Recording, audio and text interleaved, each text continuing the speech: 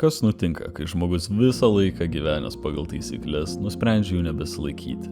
Bręstantis blogis – serialas, kuris įsirėžė į kolektyvinę popkultūros atmintį taip giliai, kad net praėjus daugiau nei 10 mečiai nuo jo finalo vis dar kelia diskusijas, memus, akademinės analizės ir amžiną klausimą. Ar Walteris White'as iš tikrųjų tapo tuo, kuo visada buvo, ar tuo, kuo jį privertė aplinkybės? Su jumis sveikinasi kinomania.lt.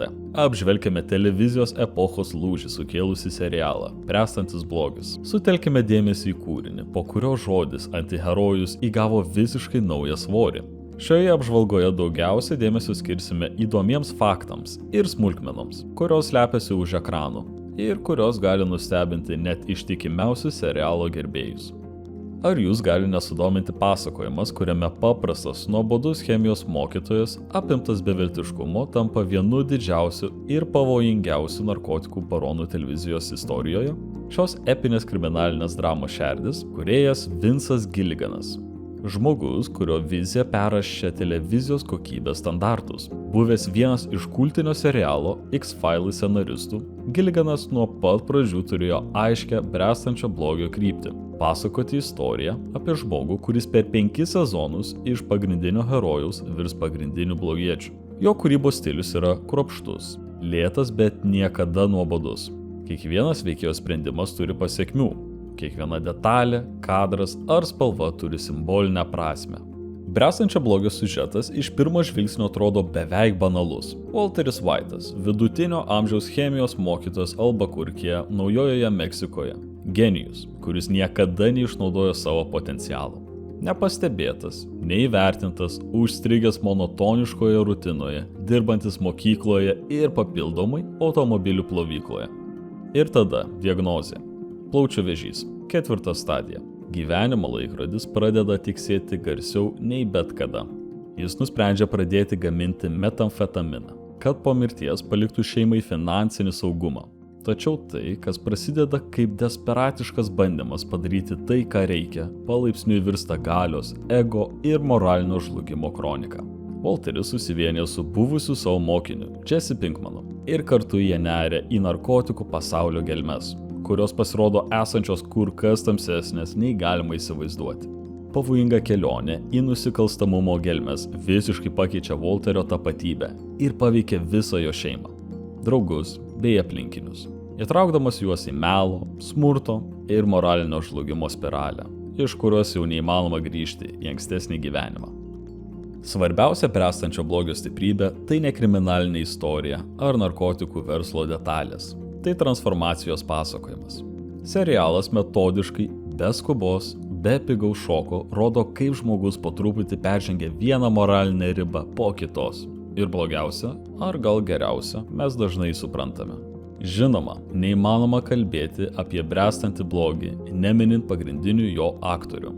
Bryanas Cranstonas, iki tol daugelį žinomas kaip komedijos Malcolm in the Middle tėvas, čia pateikė vieną įspūdingiausių vaidmenų televizijos istorijoje.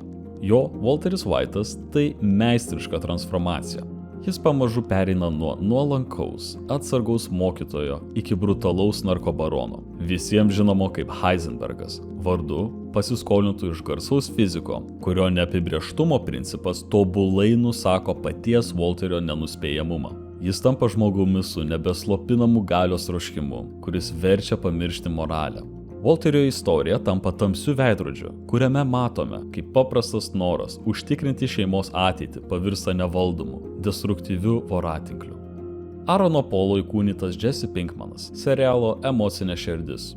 Jei Walteris yra protas ir ego, Jesse sąžinė ir skausmas. Jo jau Mr. White tapo kultiniu, bet už to slypi tragiškas, nuolat kaltės ir savęs neapykantos kamuojamas personažas. Ne veltui scenaristai iš pradžių planavo Jesse nužudyti dar pirmajame sezone. Tačiau Aarono Polo vaidyba buvo tokia stipri, kad kūrėjai pakeitė planus.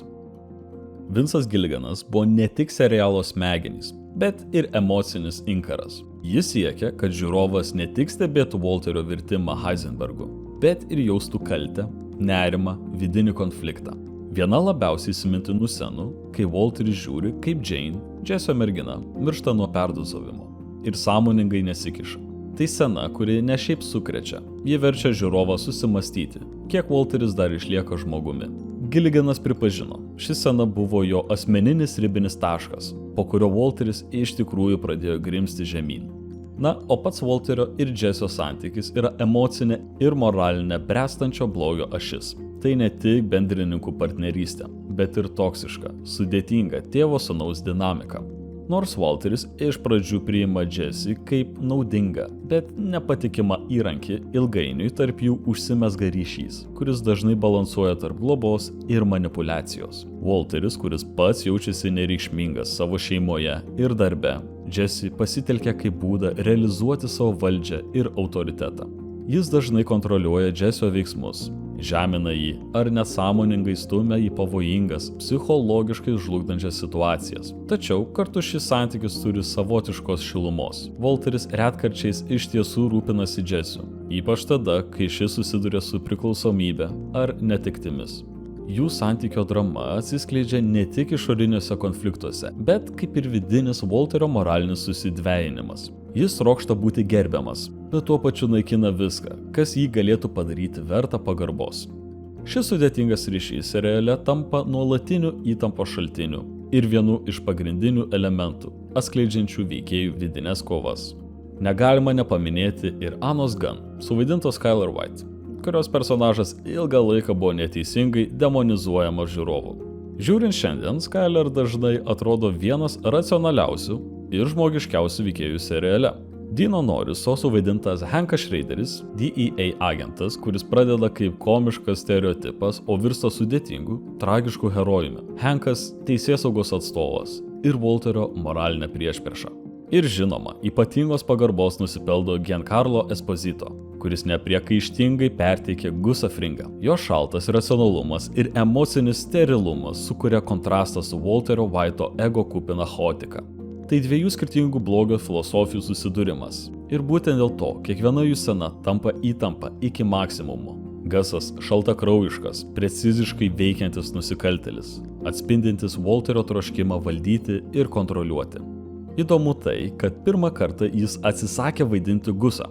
Esposito pasakojo, kad jis visą laiką buvo įsikibęs į mintį, jog jo personažas bus tiesiog dar vienas nusikaltėlis. Tačiau Vince'as Gilliganas įtikino jį išbandyti vaidmenį, o vėliau Esposito tapo vienu svarbiausių serialo veikėjų.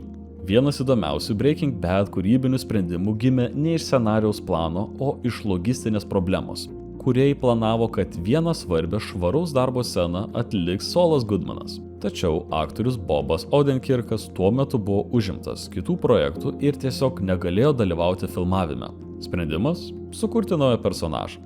Taip seriale atsirado Maikas Ehrmantrautas, buvęs policininkas, tylus, efektyvus ir be emocijų atliekantis nešvarius darbus. Personažą įkūnijęs Jonathanas Banksas taip organiškai įsiliejo į bręstančio blogio pasaulį, kad netrukus tapo vienu svarbiausių serialo veikėjų, o vėliau ir centrinė figūra serialo spin-off'e Better Call Saul.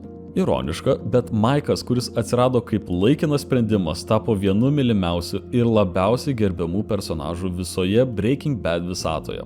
Tai dar vienas pavyzdys, kaip šio serialo kūrėjai sugeba kūrybiškai paversti apribojimus stiprybėmis. Serialo kūrėjas Vince'as Gilliganas yra žmogus, kuris turėjo aiškią viziją nuo pat pradžių – paversti gerą žmogų blogu. Ir skirtingai nei daugelis serialų, kurie ilgainiui pasimeta savo pačių sėkmėje, bręstantis blogis turėjo suplanuotą pabaigą. 5 sezonai, be dirbtinio tempimo, be išsikvėpimo. Kiekvienas sezonas tamsesnis, intensyvesnis, labiau spaudžiantis. Be asmeninių virsmų, serialas taip pat drąsiai kritikuoja sisteminės socialinės problemas. Jis parodo, kaip finansinis godumas ir troškimas pasipelnyti tampa jėgomis, kurios skatina žmonių išnaudojimą, smurtą ir tragedijas. Walterio sprendimą imtis nusikaltimų iš dalies suformuoja sveikatos apsaugos sistemos spragos, kritika, kuri subtiliai įsipina į siužetą. Seriale atskleidžiama, kaip individo moralės žlugimą lemia ne tik asmeninis silpnumas, bet ir aplinka, kurioje jis veikia. Gilligano dėmesys detalėms tapo legenda. Spalvų simbolika, Walterio garderobo kaita, vizualiniai motyvai, kamerų kampai, net tylos naudojimas kaip dramaturginės priemonės. Tai serialas, kuris pasitiki žiūrovų ir niekada nepaaiškina per daug. Serialas buvo filmuojamas Albakurkėje, Naujojoje Meksikoje, kurios saulės išdeginta aplinka puikiai atspindi pagrindinio veikėjo vidinę dykumą.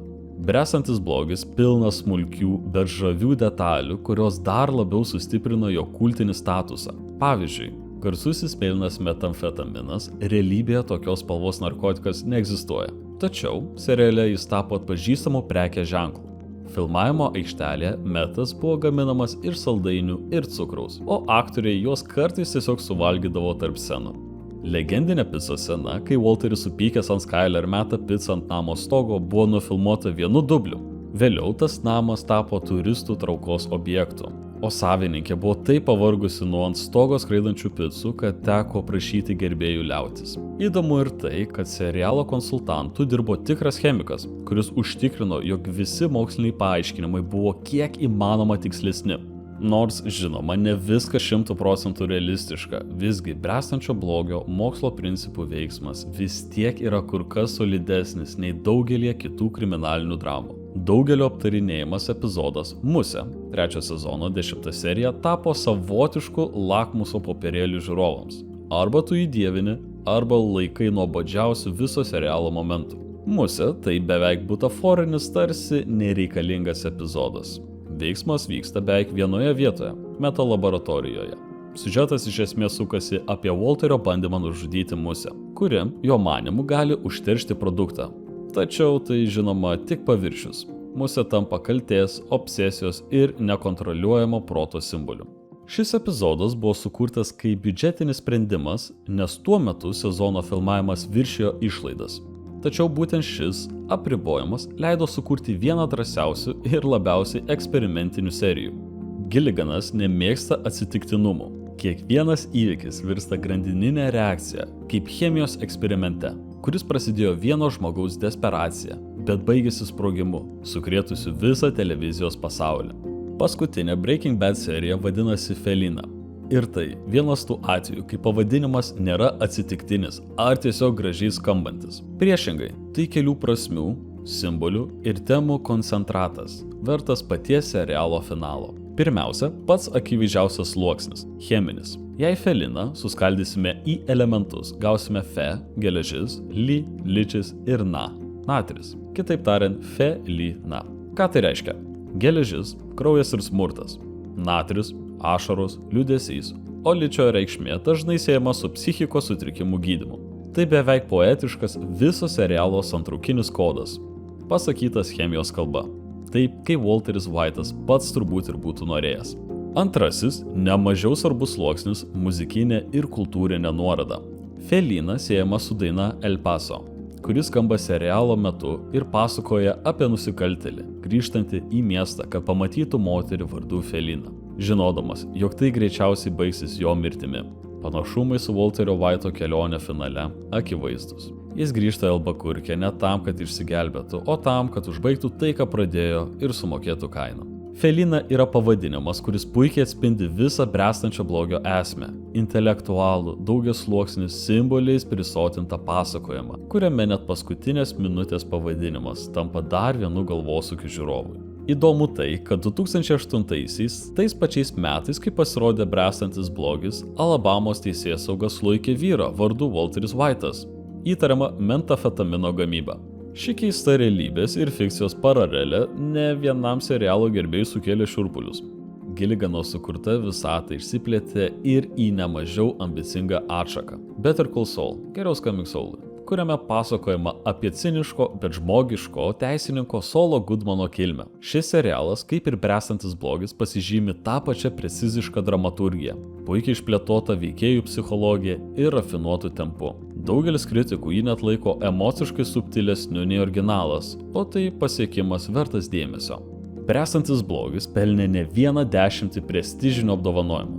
16 Emmy statulėlių, tarp jų geriausias draminis serialas 2013 ir 2014 metais, geriausias aktorius Bryanas Cranstonas 4 kartus ir geriausias antraplanis aktorius Aaronas Paulas 3 kartus. Gilliganas taip pat pelnė Peabody apdovanojimą už išskirtinį pasakojimą, o 2014 metais serialas pateko į Gineso rekordų knygą kaip kritikų geriausiai įvertintas visų laikų serialas. Jis įrodė, kad serialai gali būti tokie pat gilūs, vizualiai išraiškingi ir sudėtingi kaip geriausi kino filmai. Kartu su tokiais serialais kaip Sopranai ar Reklamos vilkai jis pakėlė kokybės kartelę. Šiandien, kai serialų rinka perpildyta, bręstantis blogis vis dar laikosi viršūnėje. Kodėl?